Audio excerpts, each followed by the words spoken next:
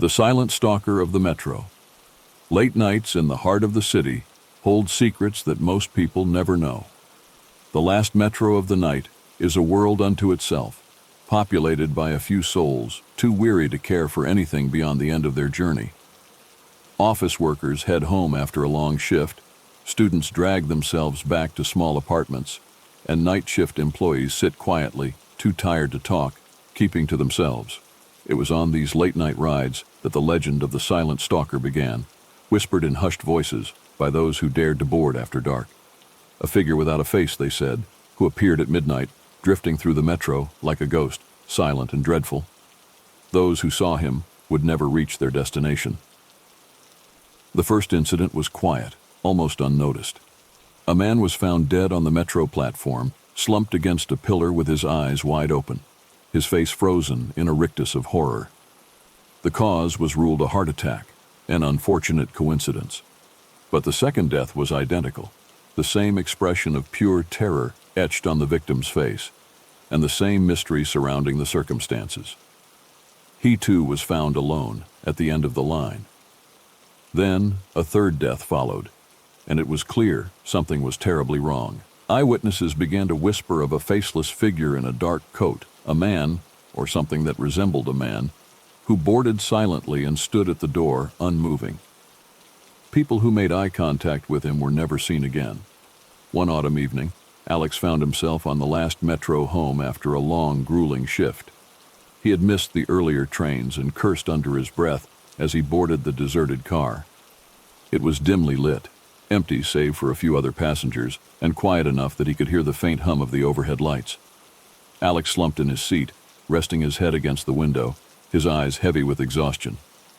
He wasn't thinking of the legend. He wasn't thinking of anything at all, only longing for his bed and the warmth of home.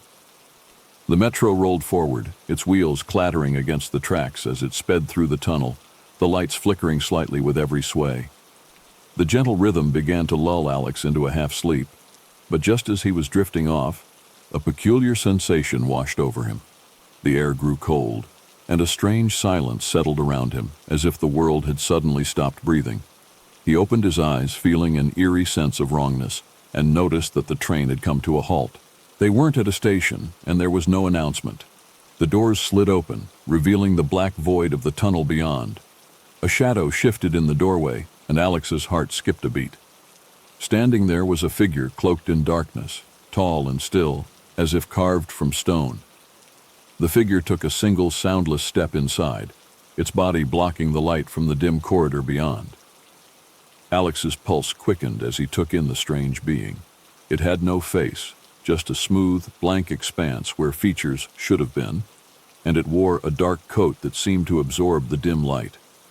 It stood there, completely motionless, facing Alex with an empty gaze that seemed to pierce him even without eyes. The other passengers remained oblivious, staring at their phones or looking out the window, as if nothing unusual was happening. Alex wanted to scream, to call out, but he couldn't move, couldn't make a sound. His eyes locked onto the figure's blank face, and he felt an overwhelming sense of dread, like he was staring into the void itself. His hands trembled as he fought to look away, but his body was paralyzed, his gaze drawn to the faceless figure with an invisible force. The train jerked forward suddenly, jolting Alex in his seat, and the lights flickered again. The figure had moved closer, gliding soundlessly down the aisle. He was mere feet away now, and Alex could feel the cold radiating from him, an unnatural chill that seeped into his bones. His breath came in shallow gasps, each one harder to take than the last. He tried to close his eyes, to break the figure's hold on him, but something deep inside warned him not to, as if closing his eyes would somehow make things worse. One by one, the other passengers exited at their stops, oblivious to the silent terror unfolding behind them. The figure remained, always standing near the door, always watching. With every stop, the train grew emptier, and the silence grew heavier. Alex's stop was approaching, and he clung to the hope that he could escape when the doors opened. But as the train pulled closer, he realized he was unable to stand, unable to move. The figure drifted even closer, until it was mere inches from him, leaning in so that its featureless face hovered just before his own. As the metro slowed to a stop, Alex felt an icy hand pressed down on his shoulder, freezing him in place. The lights flickered off, plunging the car into darkness, and in the silence he heard the faintest whisper, a voice not of this world, low and hollow, like the echo of a distant scream. "You should not have looked." The words filled his mind, echoing endlessly, and he felt his consciousness slipping, his mind unraveling beneath the weight of something incomprehensible. The doors opened, and the station was empty, silent, save for the faint hum of the train. Morning commuters found Alex's body slumped in his seat, eyes open, his face twisted in a mask of sheer terror.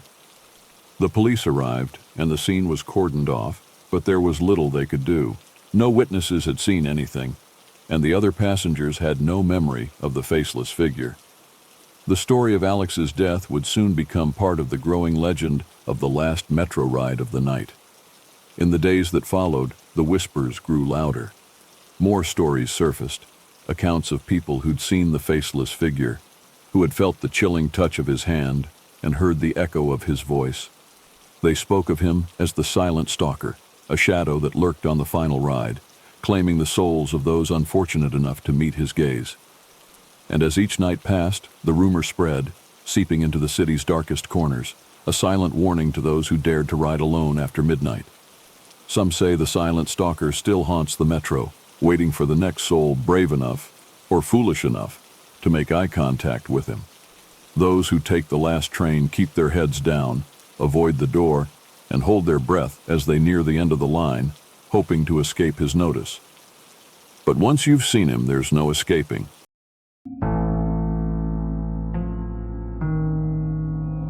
The old house on Ashwood Lane had been empty for years, its windows shattered and doors sagging on rusted hinges. Locals steered clear of the property, claiming it was cursed, haunted by shadows and whispers that echoed in the wind. But the most chilling legend to emerge from that crumbling estate was of the Mirror Man, a sinister doppelganger conjured by a forgotten mirror hidden somewhere in the depths of the house. They said that anyone who looked too long into the mirror's cracked glass would soon encounter a figure hauntingly familiar, mirroring their every move until, slowly, the original faded away. Marcus had always been a skeptic, laughing off ghost stories and dismissing legends as idle superstition. But when he overheard a group of teenagers daring each other to find the infamous mirror, his curiosity got the better of him. He wanted to prove them wrong, to show that the tales were nothing more than folklore. That evening, as the sun set, casting the abandoned house in ominous shadows, Marcus entered the broken-down home, flashlight in hand, ready to debunk the myth once and for all. Dust hung thick in the air, swirling around him as he stepped inside. The floor creaked beneath his feet, and the walls, adorned with peeling wallpaper, seemed to lean in close, almost as if watching him. The deeper he ventured, the colder the air became, each room cloaked in darkness and silence. And then, at the end of a narrow hallway, he found it, the mirror. It was mounted on the wall, its surface clouded and cracked, reflecting the dim light of his flashlight in fractured beams. Something about it drew him closer, a strange allure that sent chills down his spine, even as it compelled him to look. Marcus gazed into the mirror, his own reflection hazy, distorted by the web of cracks. He raised his hand, watching his mirrored self do the same, but there was something off, a subtle delay, a flicker of something unfamiliar in the reflection's eyes. He frowned, leaning closer, trying to dispel the feeling of wrongness. That was when he saw it. His reflection's eyes weren't quite his own. They seemed darker, colder, as if they belonged to someone or something else entirely. His heartbeat quickened, but he couldn't pull himself away. It was as if his feet were glued to the floor, his gaze locked with the figure in the mirror. Then, with a slow, chilling certainty, his reflection began to smile. A wide, twisted grin that Marcus was certain he hadn't made. The mirror version of himself reached out, pressing a hand against the glass, fingers spreading until they seemed to press through to the other side. Marcus stumbled backward, breaking the trance, his heart racing as he stared at the reflection that now stood motionless, grinning back at him with an expression of pure malice. Convinced he had imagined it, Marcus shook his head and hurried out of the house, dismissing it as a trick of the light or a strange dream. But when he returned home, he began to notice something strange. Every time he caught a glimpse of himself in the mirror, he thought he saw a shadow lingering just behind him, vanishing the moment he turned around. His reflection would mimic him, but not perfectly. Small details were off. A blink too slow, a smile that lingered a moment too long. Days passed, and Marcus's paranoia grew. No matter where he went, he felt a strange presence lurking nearby, following him, mimicking his every move. He avoided mirrors as much as he could, but it became impossible to ignore the figure that seemed to grow clearer each time he caught his reflection. It was as if his reflection was solidifying, growing stronger, while he felt himself weakening, his energy sapped by the day. His friends noticed, his family grew concerned, but no one could see what he saw. He was alone with his secret, haunted by his own image. One evening, as he brushed his teeth, he looked up into the bathroom mirror and froze. There he was, his reflection staring back, but something was different. The figure in the mirror wasn't copying his movements. It was watching him, head tilted slightly, with a sinister glint in its eyes. Then, in one chilling moment, his reflection moved. Its hand reached up, resting against the glass. Marcus's heart pounded as he watched, unable to look away, and his reflection smiled that twisted, horrifying smile he remembered from the old mirror. He backed away, but the reflection didn't move. It stayed there, grinning at him, fingers pressed against the glass. Panic surged within him, and he turned to run, but as he bolted through the door, he felt a strange resistance, as though he were passing through something heavy, something unseen. The lights flickered, and the room grew deathly cold. When he looked around, he was no longer in his house. The walls were faded, covered in the same peeling wallpaper as the abandoned home. The air was thick with dust, and his heart sank as he realized he was back in the old house, standing before the same cracked mirror, his reflection still grinning back at him from within. He reached out, but his hand met cold glass, trapping him, reflecting only the twisted, sinister figure in his place. From that day forward, no one saw Marcus again. But on the rare nights when someone ventured too close to the old house, they claimed to see a figure staring from the dusty windows. Or worse yet, a familiar face peering from the mirror, grinning back with an empty gaze. And the legend grew.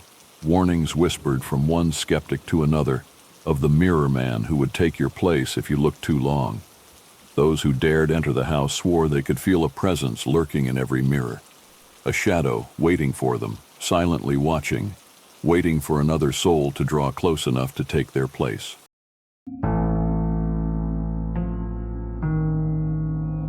It was a dark, silent stretch of road that cut through the hills, a lonely place where fog clung to the ground and the wind whispered in the trees. Travelers called it Devil's Bend, a winding path far from town, rarely used except by those who knew its shortcuts. But among the locals, it was known for something far stranger. Stories of the vanishing hitchhiker. They spoke of a young girl who would appear on the roadside late at night, asking for a ride home, only to disappear the moment the driver reached the address she gave. Most thought it was just a tale to scare teenagers out of late-night drives. But for those who had met her, the story was all too real. Jacob was driving home after a late shift one night, exhausted and craving his bed. His truck rattled over the old road as he navigated the tight curves, his headlights cutting through the thick fog. Just as he rounded a bend, he caught sight of something up ahead, a pale figure standing by the roadside, almost blending into the mist. As he drew closer, he saw it was a young girl, no older than 16, her long hair hanging limp, her face pale and expressionless. She wore a thin white dress, completely out of place for the chilly night. Against his better judgment, Jacob slowed and rolled down his window. "You okay?" he called out. She didn't answer right away, just stared at him with wide, haunted eyes. Finally, she nodded and asked in a soft, barely audible voice, "Could you take me home?" Something about her voice tugged at his heart, a loneliness he couldn't ignore, and he found himself nodding. "Get in," he said, gesturing to the passenger seat. She slipped into the truck without a word, settling in with a quiet calm that sent a chill down his spine. As they started down the road, he tried to make small talk, but she remained silent, only giving him an address a few miles away. Her eyes stayed fixed on the road, her hands resting delicately in her lap, and Jacob found himself glancing at her more often than he intended, each time feeling a growing sense of unease. The road stretched on, the fog growing thicker, swirling around the truck as they neared the address she had given. Finally, they reached an old house, barely visible through the mist, its windows dark and empty. "Here we are," he announced, glancing over at her. But his heart nearly stopped when he realized the seat beside him was empty. The girl was gone, vanished without a trace. Jacob's breath came in shallow gasps as he turned in his seat, checking the back of the truck, the floor, anywhere she might be. But he was alone. A chill ran down his spine, and a strange tingling sensation crept up his arm. When he looked down, he saw thin, red scratches trailing across his skin, like marks left by someone's fingers clinging too tightly. His hand shook as he rubbed his arm, trying to understand what had just happened. Shaken, he returned home, hoping he could forget the strange encounter. But sleep didn't come easily that night. Every time he closed his eyes, he saw her face, pale and haunted, staring at him through the mist. He woke several times, gasping, his skin cold and clammy, only to find fresh scratches on his arms and neck, each more vivid than the last. No matter how much he tried to convince himself it had been a dream, the marks on his skin told a different story. Over the next few days, he heard whispers around town about the girl, a hitchhiker who would vanish before reaching her destination. Some people claimed to know her name, saying she was a local girl who had died on Devil's Bend years ago, caught in a tragic accident on her way home from a dance. Others said she was a wandering spirit, forever searching for a way back. Jacob didn't know what to believe, but the marks on his arms and neck seemed to deepen each night, as if she were clinging to him even now. Determined to put an end to his nightmares, Jacob decided to return to the address she had given, hoping to find answers, or at the very least, closure. The following evening, he made his way back to Devil's Bend, the air thick with fog as he approached the house. As he neared, he noticed something he hadn't seen before: a small, rusted plaque beside the driveway, barely visible through the mist. It was a memorial marking the spot where a young girl had lost her life all those years ago. Her name was etched into the metal, along with the words, "Forever Waiting." A chill swept over him, and he felt a strange, almost suffocating pressure on his arms and shoulders, as if invisible hands were holding him back. In a panic, he turned and hurried back to his truck, desperate to leave. But just as he climbed into the driver's seat, he felt a cold touch on the back of his neck, fingers grazing his skin, leaving fresh scratches that burned and stung. His heart pounded as he started the engine, the headlights illuminating the road ahead. But when he glanced in the rearview mirror, his blood ran cold. She was there, seated in the back seat, her wide, haunted eyes fixed on him through the mirror. Her face was expressionless, but her eyes held a sadness that pierced him to his core. He couldn't look away, frozen by her gaze, and in that instant, he understood. She hadn't vanished. She had simply followed him home, latching onto him like a shadow, clinging with an otherworldly grip that he would never escape. The truck roared down the road, and as he drove, he felt her presence beside him, cold and unyielding, her fingers leaving fresh scratches on his arm with every turn he took. Her whisper echoed faintly in his mind, a quiet plea, "Take me home." But no matter where he drove, no matter how far he went, she remained, a silent passenger, bound to him forever, a ghostly hitchhiker who would never reach her destination. In the years that followed, people continued to speak of the vanishing hitchhiker of Devil's Bend, a pale girl who asked for a ride home but never stayed until the end. They spoke of the drivers who carried her spirit, marked by invisible hands and haunted by the scratches on their skin, forever bound to the road where she had met her tragic end. And those who dared to drive that lonely stretch at night would sometimes hear a whisper, soft and sorrowful, asking, "Will you take me home?"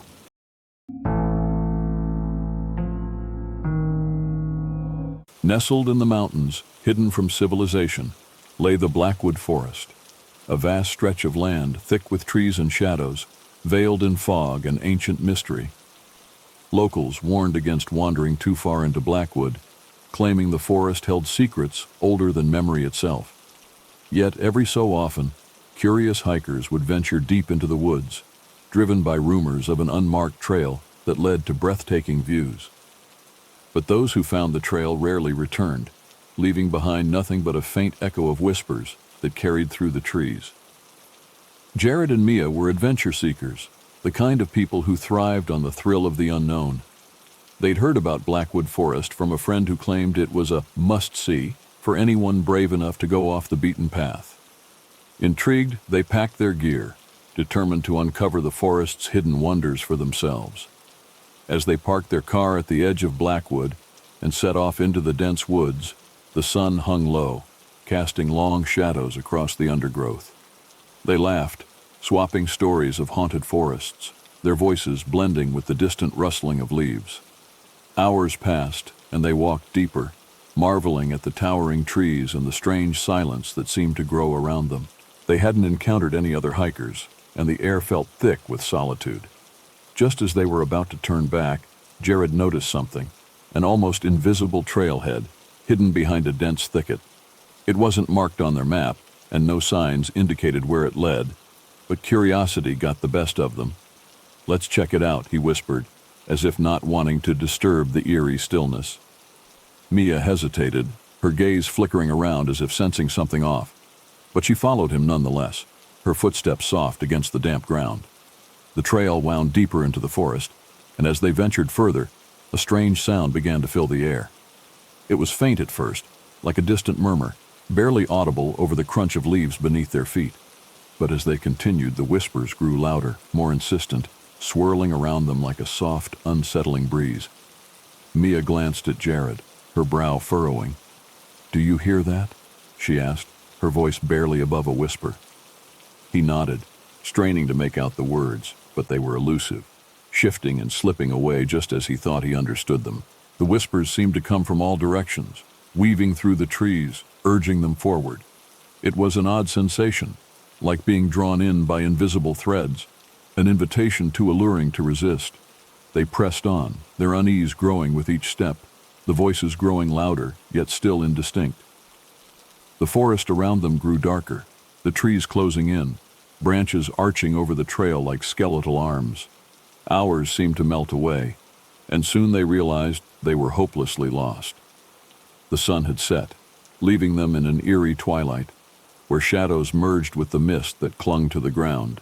Jared pulled out his flashlight, but the beam seemed to falter, swallowed by the thick darkness that surrounded them.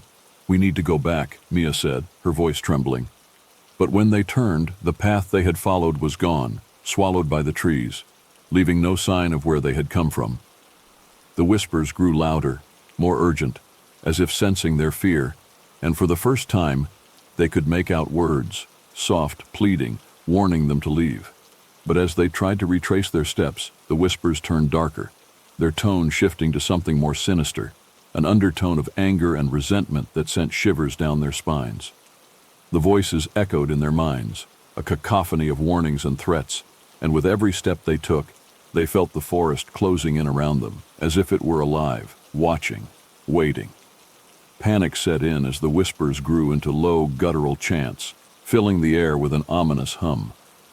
The path twisted and turned, leading them in circles, and every attempt to escape only brought them deeper into the woods. Jared's heart raced, his breath coming in shallow gasps, as he realized they were completely at the forest's mercy. He clutched Mia's hand, feeling her fingers cold and trembling in his grip.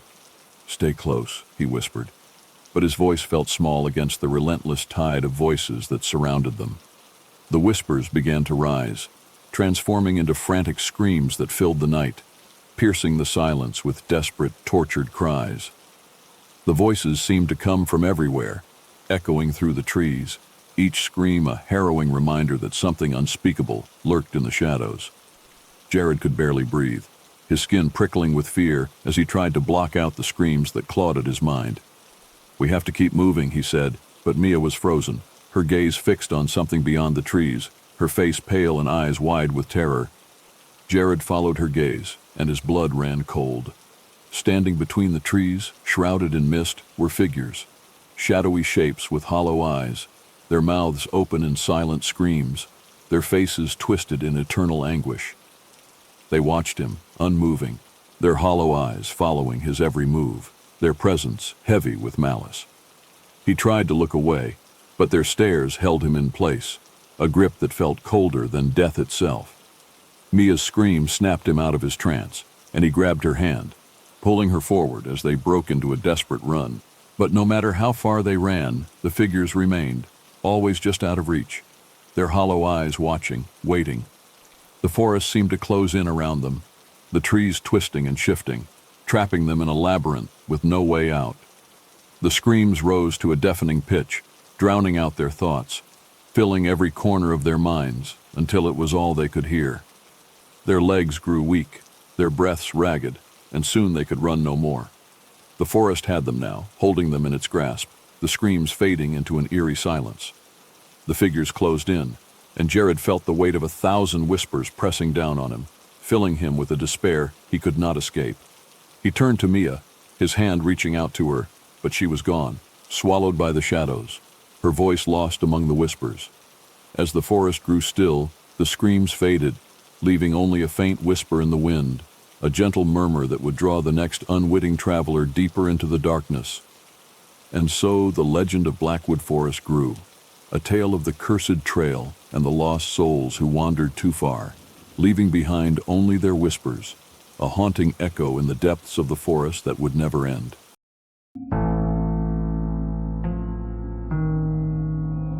It was a quiet town, nestled far from the bustle of the city, where life moved at a slow, comfortable pace.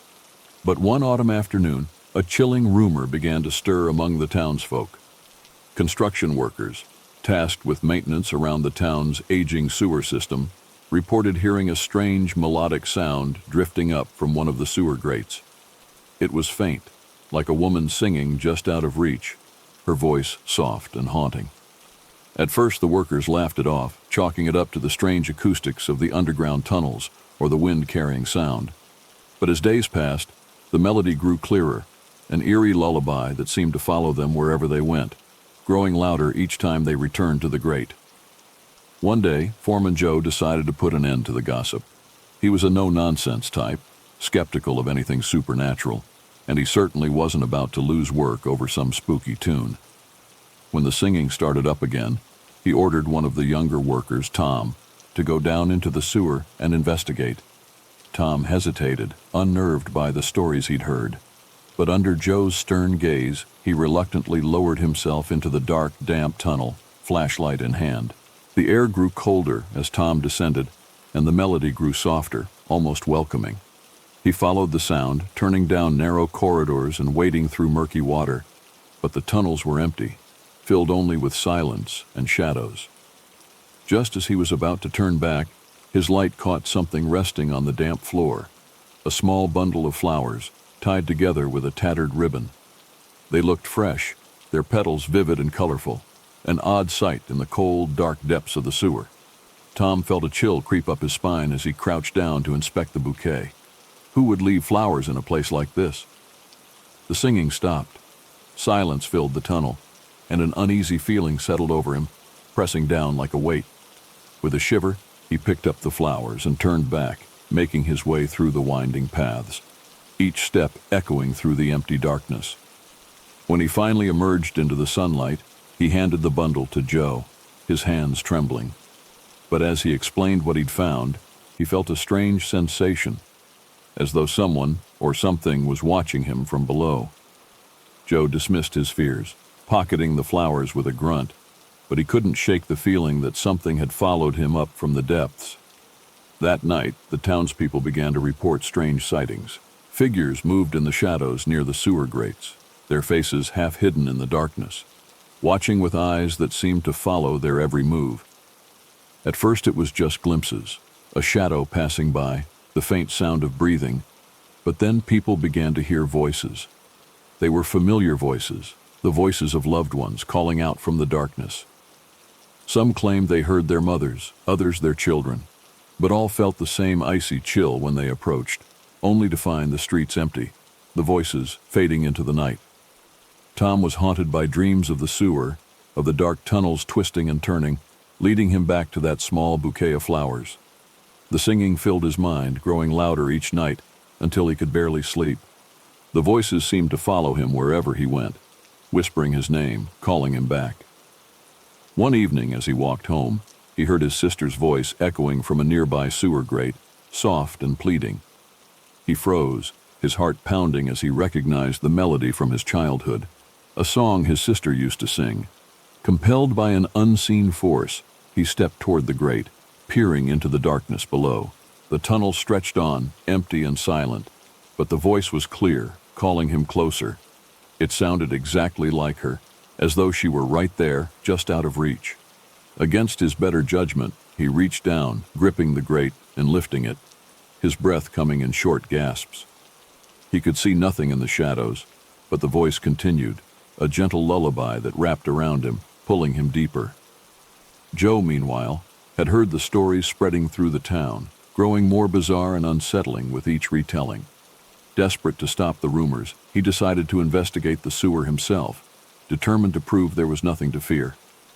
Armed with a flashlight, he entered the tunnel, steeling himself against the rising tide of dread that filled the narrow corridor. But as he walked, he heard something, a faint hum, growing louder with each step.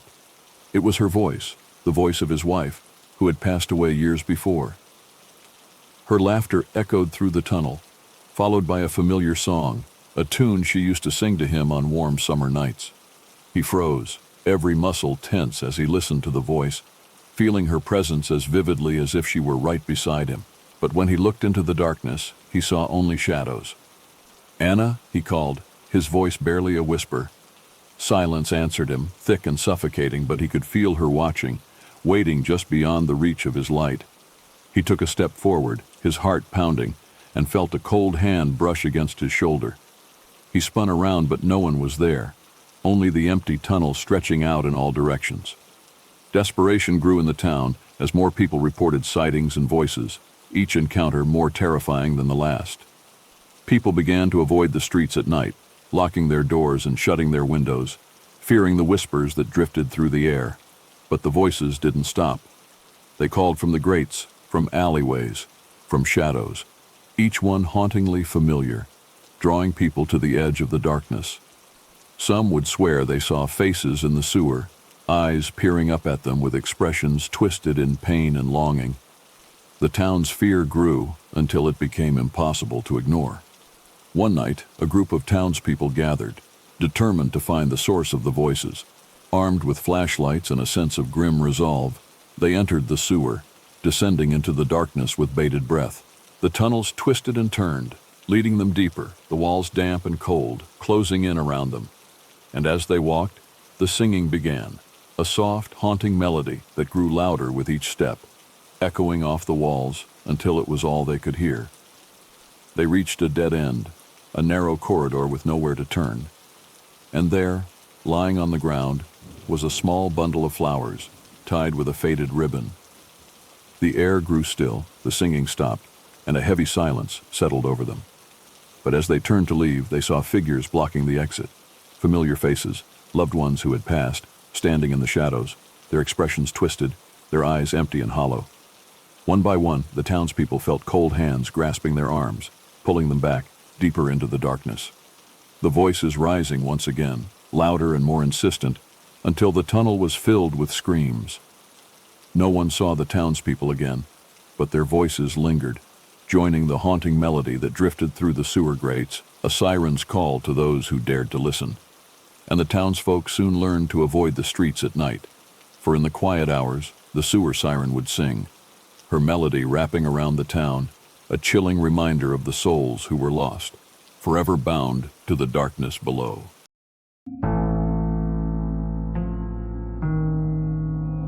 The town of Willowbrook was the kind of place where everyone knew everyone else, a quiet town tucked away from the chaos of the world. People here lived simple lives, grounded by tradition, with little room for the strange or unknown. So when, one autumn morning, a forgotten graveyard was discovered at the edge of town, it sent a ripple of unease through the community. The graveyard hadn't been there before. It seemed to have appeared overnight, nestled within a grove of ancient trees, the ground thick with mist. It was as if the earth had opened and allowed the past to seep through, bringing the cemetery with it. Curious townsfolk soon gathered to investigate, eyes wide as they stared at the old, weather-worn headstones. The dates on the grave spanned over 100 years, and the stone markers were covered in moss and vines, as though they'd been there forever. But as they wandered through the rows, a chilling discovery stopped them cold. The headstones bore familiar names, the names of people who were still alive, names that belonged to their friends, their neighbors, people they had seen that very morning, going about their daily routines. Each stone listed a date of birth, matching the person's exactly, and a blank space where a date of death should have been. Among the first to find his own grave was Tom Bennett, the town's baker, a man in his late 30s who had never experienced a serious illness or injury. He stared at the headstone in disbelief, feeling an eerie sensation as he traced the letters of his name, carved deep into the stone. Around him, others murmured, recognizing names they knew well. As word spread, townspeople came to the graveyard in droves, searching for their names, drawn by both dread and curiosity. Some found nothing, but those who did were overcome by a gnawing sense of foreboding, a feeling they couldn't shake. At first, the townsfolk brushed it off as a cruel prank, an elaborate joke meant to frighten them. But soon, strange things began to happen to those whose names were inscribed on the headstones. Tom was the first. Only days after his discovery, he narrowly escaped a terrible accident in the bakery. A stack of heavy sacks fell from a shelf, missing him by inches. As he turned at the last second, his heart racing, hands trembling with the close call. That night, he couldn't sleep. Haunted by dreams of the graveyard, of his own name carved into stone, a terrible weight pressing down on him. The next morning, he shared his experience with Mary Langston, who ran the flower shop. She listened intently, her face pale, eyes wide. She too had seen her name in the graveyard, and only the night before, she'd had a terrifying vision, a shadowy figure standing by her bedside, silent and unmoving, watching her with eyes that seemed hollow and endless. When she blinked, the figure was gone, but the dread remained, filling her with a sense that something was waiting, lurking just out of sight, watching her every move. One by one, the people with names on the headstones experienced strange and disturbing events, accidents that should have been fatal, visions of figures lurking in the shadows, haunting dreams of the graveyard that left them cold and drenched in sweat. Each night, they dreamt of the cemetery, wandering through the misty rows, searching for their own graves, only to awaken with a sense of impending doom, as though something were drawing closer with each passing day. The townspeople tried to avoid the cemetery, to ignore the feeling that hung over Willowbrook like a storm cloud, but the graveyard seemed to call to them, drawing them back to its silent rows. Even those who had resisted its pull would find themselves wandering to the edge of town, standing among the tombstones, staring at the blank spaces beside their names, waiting for something to fill it. The more they resisted, the stronger the pull became, an unspoken invitation that filled their dreams, haunting them every time they closed their eyes. Tom grew desperate, his nights filled with visions of the graveyard, his own headstone seeming to grow clearer, closer. He would wake in a panic, covered in scratches, as if he had clawed his way from the earth, his heart pounding, each night feeling like it was his last. And he wasn't alone. Mary began seeing the shadowy figure outside her shop in broad daylight, standing motionless in the street, its dark silhouette watching her with a fixed, unsettling stare. The sighting spread, with townsfolk reporting figures standing in their gardens, lurking outside their windows, reflections in mirrors that didn't belong to them. As the days passed, the accidents grew worse. People were found wandering in the cemetery, dazed and confused, muttering about the whispers that had called them there. Those with headstones felt the cold hand of dread clutching at their hearts, a feeling that something was waiting just on the edge of sight. Some even claimed to hear voices calling their names, soft and ghostly, urging them to come closer, to give in. The final straw came when Tom disappeared. He had been last seen walking toward the graveyard, his face pale and eyes distant, as though in a trance. Search parties combed through the woods, but he was nowhere to be found. His family, frantic and grieving, searched day and night, but Tom had vanished, leaving behind nothing but the headstone with his name, the blank space now filled with a date, the exact day he had disappeared. The townspeople were gripped by terror, their fear turning into panic. People whose names were in the graveyard fell into a grim silence, feeling as though they were already marked, doomed to disappear one by one. Mary tried to resist the pull, to ignore the visions, but the shadows grew closer, the voices louder. Her nights filled with figures beckoning her toward the misty rows of tombstones. The graveyard was always there, waiting, a silent promise of an end she could not escape. Within weeks, more townsfolk vanished, each time a new date filling the blank space on the stone. The graveyard became a place of nightmares, a dark, quiet place that none dared to enter, for fear they too would see their names and find themselves marked. And so the people of Willowbrook learned to live in fear, their lives shadowed by the graves waiting to claim them. The cemetery remained at the edge of the town, untouched and unmoving, a grim reminder of the mystery that had seeped into their lives. In time, no one dared approach it, and the graveyard was left to the mist and shadows, a forgotten place that haunted their dreams. But late at night, when the town lay silent and the fog crept across the fields, whispers would rise from the graves, calling the names of those still living, calling them to join the forgotten dead, to become one with the silence that waited just beyond the veil.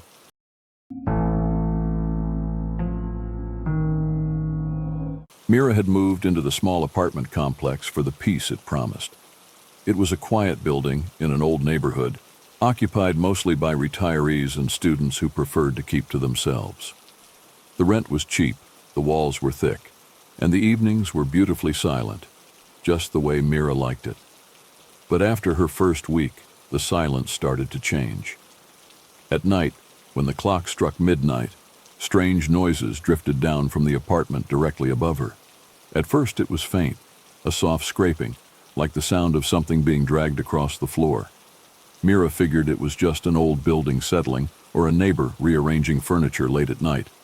But each night, the noises grew louder, more distinct, filling the dark silence with a series of heavy thumps, quiet murmurs, and low scratching sounds that kept her wide awake, straining to hear.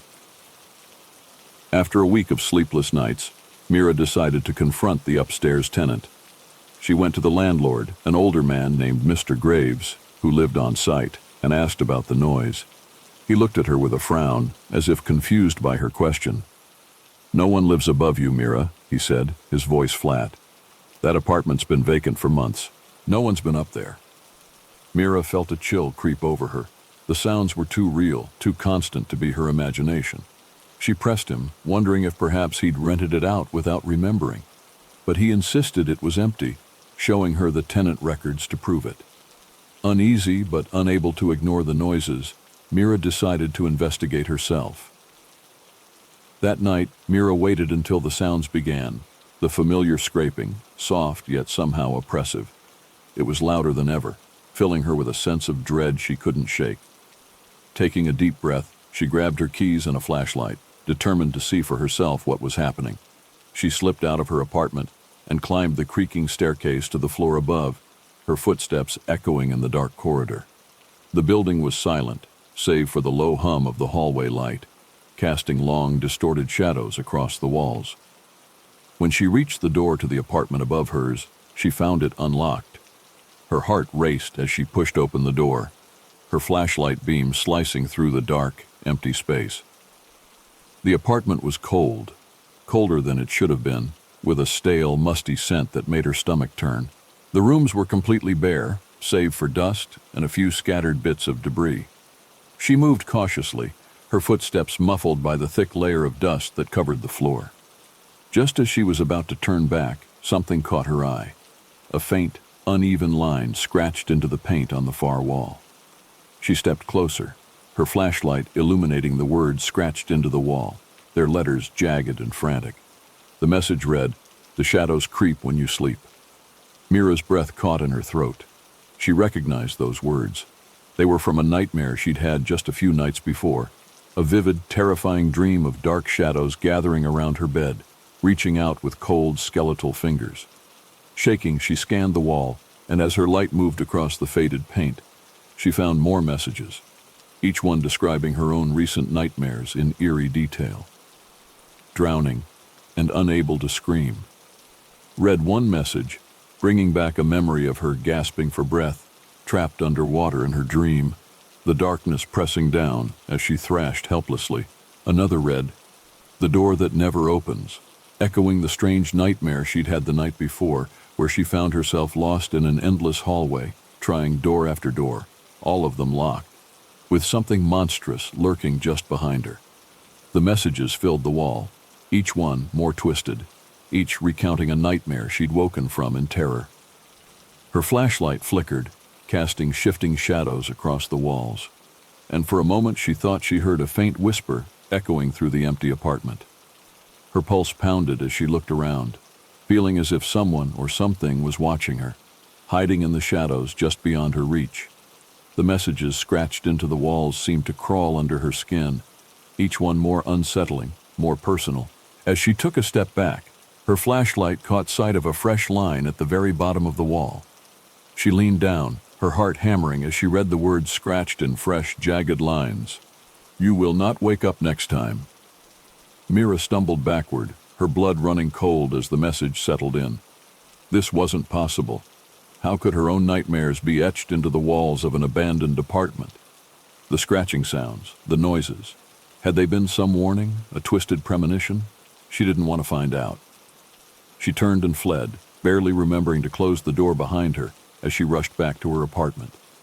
Her hands trembled as she locked her own door, heart racing as she tried to shake off the feeling that she wasn't alone. But the silence that followed was worse.